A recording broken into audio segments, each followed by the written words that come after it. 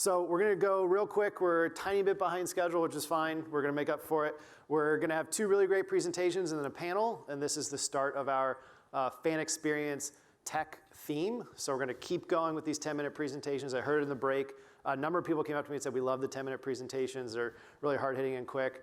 Hope that continues. Hope everyone continues to enjoy them, take good notes, ask good questions through the Swap Card app. So I'd love to bring up Deb Cupp, President of Microsoft North America, and Ken DeGennaro, SVP of Media, Operations, and Tech at the NBA. I'll let you guys take it away. Thank you. All right. Hi, everyone. Great to see you all. We are super excited to be here. So my name's Deb Cupp. I run North America for Microsoft and super proud to be a partner of the NBA. Thank you, Deb. Ken DeGennaro, NBA Media Operations Technology. That's our broadcast operations, broadcast engineering, and our digital platforms, all of our statistical development. A lot of things we're doing and having a lot of fun with Microsoft building out services. Want to jump right into this? Very good. So NBA app. I hope you all have it on your phones and or devices around your home. Let's jump to the next slide. So why did the NBA decide to move forward with an NBA application? I'm not going to read every, and get into this endeavor. I'm not going to read every number there, but you could certainly see where the slide, where the trends are going, sort of where the industry is moving, how consumption is changing. The demographics of the household in the US are changing, right? With what our responsibility is to follow our audience and our fans to where their consumption is and to make sure that we're able to bring them NBA content wherever they are and whatever platform they're on. We want to make sure that no matter what, our fans can consume NBA games and content.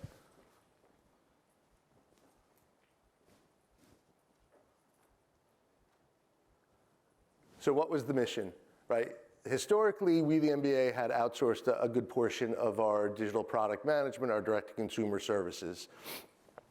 Generally, the stack and the applications were developed by third parties, did a wonderful job for us, allowed us to build brand, bring great experiences to fans. But as we made this shift, we felt as though we had to have that closer relationship with our fans. We also had to rethink how our games are produced, how they're created, and how we offer optionality to our customer. Generally, a linear broadcast has been created, produced, and delivered the same way for 40 plus years. Well, we felt as though we had to sort of make changes to that. You know, we dubbed our entire project the NBA Next Gen project, but that wasn't just building an app. That was rethinking how our games are created, produced, and delivered to fans. So our expectation was for us to own the glass, to own that relationship with the fan. So we have that bi-directional relationship with the fan that we can track and capture and manage all of the items and how they behave. All their behaviors and how they utilize our applications, and then partner with Microsoft and some of the great partner ecosystem to deliver for us services that the industry has already solved. We're a basketball league. We want to focus on the basketball-specific items, the fan-specific items, and that the very mature industry and the very mature partner ecosystem that Microsoft has deliver those services for us. Yeah, and I think it's just a super example of putting the fan or the customer first, and I think that's really what you all thought about, was how do we make sure that we're showing up, everybody doing what their part is to make sure that that fan experience just continues to get better and better, and really setting yourselves up long-term for the things that are going to come in the future as well.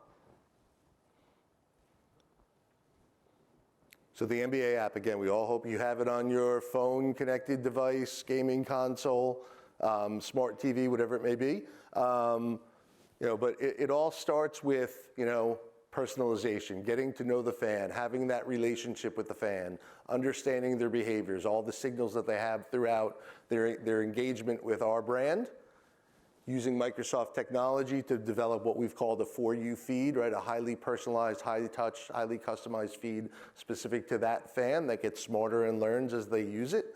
That's not a marketing term, that's actually technology behind that service to help things go. We use a lot of Microsoft artificial intelligence to help us build out those services for our fans. Yeah, and I think it's a super cool experience, and so in essence, we stream the content for NBA. And we build AI and ML models to make sure that we are creating an experience for the fan that's personalized and differentiated. So we'll spend a few more minutes in a second explaining what some of those examples look like. So when we speak about data, right, data is part and parcel to everything we do, and there's sort of two large pillars of it, right? The first is our court optics solution, right? And that is the basketball data. That is the collection of the services from both courtside and our tracking systems, a to-be-launched 3D player tracking system. We're able to ingest all that data in near real time, build analytics in and around the game to improve the game, to improve player health and wellness, to help teams with game strategy and roster construction, and to build new innovative services for our fans and around 3D modeling and game reconstructions and tabletop services. All of those types of things can come from these 3D tracking sets. And then our NBA ID membership program is the core of that personalization service. It all starts with having the fan information and knowing who they are and what they do. That is the central and the first step that you have when you download the app is to create your NBA ID, so we can tie all of the information we have around you back to that centralized identity to be able to personalize the experience to you, to run the models Deb was describing against that NBA for you to build our For You feeds. Yeah, and I think it's so you might be a Steph Curry fan or a Mikal Bridges fan or whoever you like. You have the opportunity to just follow that person both from a news perspective. You might want to see special plays. You might want to understand what's going on with them from a media perspective. There's a lot happening all the time in terms of what's going on with players. So it's just this personalized experience to be able to get really close to your team or your players that you care about. And to your point, I think it's cool because it's not just fans. You also have the opportunity to look at analytics around player movement. So some of the AI cameras can actually capture the movement of players, distances that they go. So it actually allows you to think about performance analytics related to players in addition to just that fan experience. So using AI and machine learning models, it can capture videos, you can do all those types of things. It's a very cool, cohesive experience. And I think that's one of the other things that we were looking for as NBA was building this out, is how do we do this in a way that you can find all sorts of things and also create a platform that allows you to build into the future, which was super important as they were building their strategy as well. So it's been a pretty cool journey in terms of what the capability brings forward, and a great differentiator for a super great brand.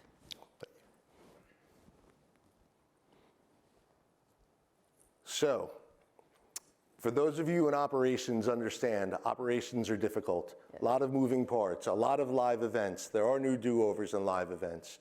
We have over 100 active streams on any game night, right? Multiple versions, multiple renditions of streams. The amount of time and the amount of effort we put into ensuring that operations are where we need to be, right? We had dubbed early on as part of our charter, performance as a feature, ensuring that the services that we deploy are highly available, high scale, fault tolerant, self-healing, all of those things. And then behind it is a core team of cross-organizational employees who focus on these services every day. The amount of time that's put into ensuring that a game night is up and able to run successfully for our fans. We spend hours and hours on that every day so that when the curtain goes up, the services are there and available and fans have the best experience possible. Yeah, and it's just to experience it, stream a game and see what it's like. It's pretty incredible to see the quality. To your point, when Microsoft engaged on this, it was not just to build and walk away. We think about it from the standpoint of making sure that you have a very easy experience, and I think Ken even commented that this was a quiet holiday for you, which Yes. is what any operations teams want, the opportunity for everyone to experience things in the way that we expect it. And to bring value to everybody who's doing it. So it's been so far so good, we'll say. Yeah. Thank you. And I guess as we built out the products and as we built out the services, right, all of those services were the amount of time and effort we built into tooling and back-end services, the things that are back of house, the operational run books, the training, right? We had all of those individuals and all of those work streams, day one work streams, so they could be part and parcel for the build, understand the decisions we made, understand why we got to where we got to, and how they could then provide the best operational services going forward. And then the brag sheet, the success, right? The NBA app's been a tremendous success. Video engagement is up nearly 200% year over year. Looking back at just our recent All-Star weekend in Salt Lake City, video starts were up, 5x from previous years, right? And that a lot of it has to do with just the experience, right? We've made some content decisions in and around how we surface and make content available to fans. We've gone ahead and within the apps created Instagram or TikTok style vertical video, right? So that people are able to consume content, NBA content, the way that they normally would within a social app, or a very familiar application and consumption model for them. And it really has, driven quite a bit of video consumption on that. We had to also adjust a lot of our media workflows in order to cut and create content that way, right? Normally, we do everything 9:16 to be able to, or 16:9, to cut it 9:16 was a change to a lot of our media workflows. Yeah, so it's all in all, I think your point, I will just make my last point, is thinking about it end to end. So building with the end in mind and also building with the operational rigor that's required to make sure that you're bringing a great product forward. So you guys have done a great job on that, so I appreciate it. Thank you so much.